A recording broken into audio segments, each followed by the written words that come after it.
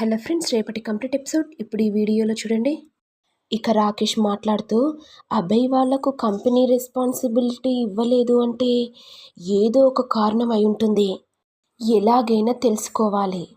Yes, ఇప్పుడు నాకు అర్థమైంది. సీసీటీవీ ఫుటేజ్ని చెక్ చేస్తే ఆర్యవర్ధన్, అను ఇక్కడికి వచ్చారో లేదో పని మనిషి చెప్పేది కూడా నిజమో కాదో తెలిసిపోతుంది. నాకు కూడా క్లారిటీ వస్తుంది. ఇక రాకేష్ వాచ్మ్యాన్ని పిలిచి ఇంటి ఫ్రంట్ డోర్ గేట్ దగ్గరది ఒకసారి చెక్ చేయాలి. ఎందుకు సార్ అంటే అది నిన్న నా కార్ డోర్ది ఓపెన్ చేయాలని ఎవరో అనుకున్నారు. నేను ఒకసారి చెక్ చేయాలి, ఒకసారి తీసుకొని రా. అలాగే సార్, ఇప్పుడే తీసుకొని వస్తాను. ఇక రాకేష్ సీసీటీవీ ఫుటేజ్ చెక్ చేయడం ద్వారా అందులో అను ఆర్య కాకుండా డూప్లికేట్గా వేరే వాళ్ళు ఉండడంతో రాకేష్ ఒక్కసారిగా షాక్ అయిపోతాడు. వాళ్ళు కాదే, మెయిన్ దగ్గరికి ఎవరు రాలేదే అంటే సర్వెంట్ భ్రమపడిందన్నమాట. నేను కూడా భ్రమపడ్డానేమో. నేను కూడా కన్ఫ్యూజ్ అయిపోయాను.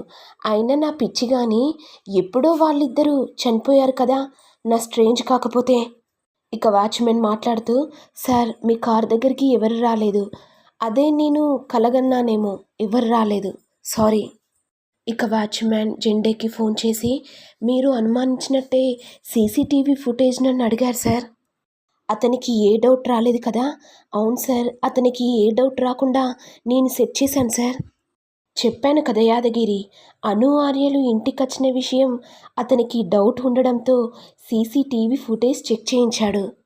ఎంతకు తెగించాడు సార్, మీరు ఫేక్ వీడియో చేయించారు కాబట్టి సరిపోయింది. లేకపోతే ఏం చేసేవాడో ఏమో సార్, నాకు చాలా భయంగా ఉంది. సీసీటీవీ ఫుటేజ్ చూశాడంటే నో డౌట్ వాడు గౌరీ శంకర్లను చూశాడన్నమాట. అవును సార్, వాడు చాలా తెలివిగలవాడు అనుకుంటున్నాడు.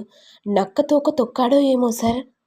అంటే సార్, అను మేడం ఆర్య సార్ గురించి ఇంత వాకప్ చేస్తున్నాడంటే ఖచ్చితంగా వాడు జలంధర్ కొడుకే అయి ఉంటాడు సార్.